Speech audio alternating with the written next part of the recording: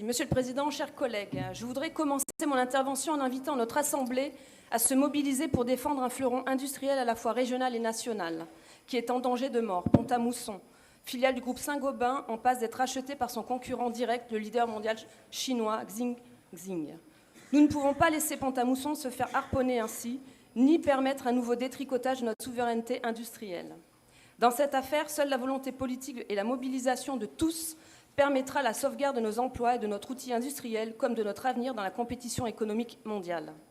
C'est pourquoi nous vous proposerons une motion afin d'interpeller le gouvernement sur ce sujet. J'espère que nous trouverons un consensus pour tirer la sonnette d'alarme et contribuer à la sauvegarde de ce bel outil industriel et des milliers d'emplois qui en dépendent à Pont-à-Mousson. Un consensus également sur la part Grenelle de la TICPE pour répondre aux milliers de foyers ruraux qui ne font que perdre du pouvoir d'achat. Ceci étant dit, j'aimerais attirer votre attention sur le bilan de la fusion des régions, dont est issue la collectivité Grand Est, sur ses vices de forme et ses défauts de fonctionnement. Notre mouvement politique s'est opposé à la loi NOTRe qui, en 2015, simplifiait la carte administrative des régions de France en faisant passer leur nombre de 22 à 12. Nous avions anticipé les conséquences désastreuses de cette réforme, jugeant qu'elle nuirait à l'exercice de la démocratie locale et qu'elle contribuerait à creuser les inégalités entre les territoires de la République, en renforçant le double mouvement de métropolisation des grandes villes et de désertification de territoires ruraux ou périphériques de notre pays. L'annonce récente par l'ARS de la fermeture prochaine des maternités de Thann et d'Altkirch, ainsi que de celle des urgences d'Altkirch, va malheureusement dans ce sens en mettant en lumière cette fracture croissante entre métropoles suréquipées et territoires qui tombent dans l'oubli. La preuve, aucun élu ne renfile sa blouse blanche pour Thann. Là encore, on préfère faire une opération de communication dans les métropoles comme Mulhouse. Il est clair que les grandes régions ne sont pas faites pour réduire les fractures territoriales. En outre, un premier bilan financier de la fusion des régions a été livré le 24 septembre dernier sous forme d'un rapport de la Cour des comptes. La méga-région Grand Est y est décrite comme un très mauvais élève, l'une des plus dépensières de France en termes de régime indemnitaire de ses agents, mais aussi comme une des deux collectivités avec les Hauts-de-France, dont la gestion est la plus mauvaise.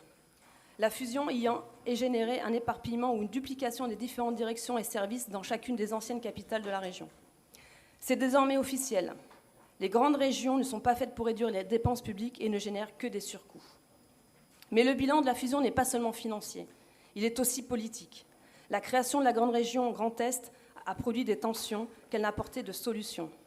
L'Alsace est devenue malade de cette fusion et la perspective de l'institution d'une collectivité unique d'Alsace à l'intérieur du Grand Est ne satisfait ni ne rassure nos concitoyens. Pire encore, dans un entretien exclusif accordé le 25 septembre à la Gazette des communes, Christian Eckert, l'ancien secrétaire d'État au budget sous François Hollande, a révélé que ces grandes régions avaient été en réalité créées pour contrer la présence forte du FN dans certaines régions. Cette révélation gravissime a eu le mérite d'éclairer les buts inavoués de cette réforme territoriale, dont les conséquences ont été jusqu'ici catastrophiques pour nos administrés. Ainsi, la création des grandes régions, et notamment celle du Grand Est, n'a pas été faite pour servir un objectif de bonne gouvernance ou d'efficacité, mais pour préserver les intérêts partisans dans un but cynique. On peut rajouter à ces deux bilans celui de l'humain. Quel est le bilan humain de cette fusion ? Combien de mobilités imposées ? Combien de carrières en stand-by ? Combien de mouvements de grogne ? C'est donc pour empêcher notre arrivée aux responsabilités que cette grande machine Grand Est a été créée et non pour mieux répondre aux attentes de nos administrations. C'est scandaleux et pitoyable. Mais nous avons pris bonne note et continuerons de défendre tout ce que vous êtes incapables de servir.